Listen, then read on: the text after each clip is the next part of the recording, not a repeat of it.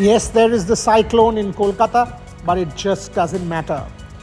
The Kolkata Knight Riders fans from across the country are celebrating. It has been a night like no other. And if you're a Knight, you have to be hugely proud. A team that put on its best in the first playoff and there again in the final. At no point in time was Hyderabad Sunrisers even in the game. It started brilliantly with that Mitchell Starc delivery and then just went from good to better and from better to best. And one has to say, right through the season, braving weather, temperatures of 40 plus degrees, the Kolkata Knight Riders fans have been with the team. They travelled to Chennai, they travelled to different parts of India to support the team and were always with Shah Rukh Khan's boys. In fact, our correspondents Shubhan Chakraborty, Srinivasan Kannan and Shomik Chakraborty caught up with a lot of them outside the Chepauk this evening. And the party, despite the cyclone, is already on in Kolkata. In neighborhoods, in enclaves, in housing societies and everywhere, people can party. And this will continue. This will certainly continue for a good 2-3 days, braving the weather. It has been Kolkata's season in every sense, from bringing in Gautam Gambhir as part of the management and the think tank, from buying Mitchell Starc, to getting the team together, and of course, Shreyas Iyer as captain, who was not there last season. Kolkata literally got everything right. You know what? A final is always about pressure. We keep saying that the team that handles pressure better wins a final. And Hyderabad, from taking that call at the toss of batting first, now could that be the humongous blunder of Pat Cummins' captaincy career?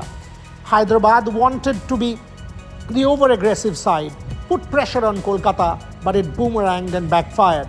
Kolkata, on the other hand, was calm, and they handled pressure quite beautifully, something that their mentor Gautam Gambhir had alluded to in an interview with us. So as we celebrate Kolkata Knight Riders and Gautam Gambhir, take a listen at what Gauti had said to us about handling pressure.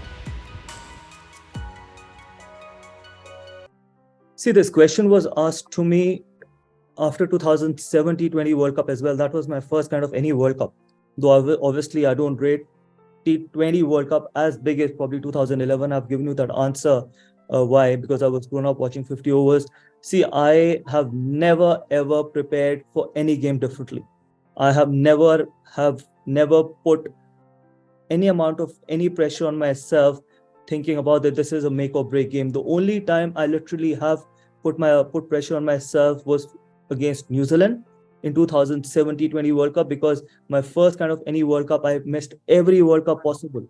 I missed the under 14 World Cup and I was the highest run getter. I missed the under 19 World Cup and I was the highest run getter in India.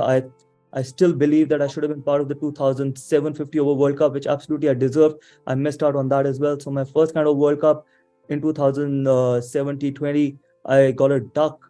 First game got washed out.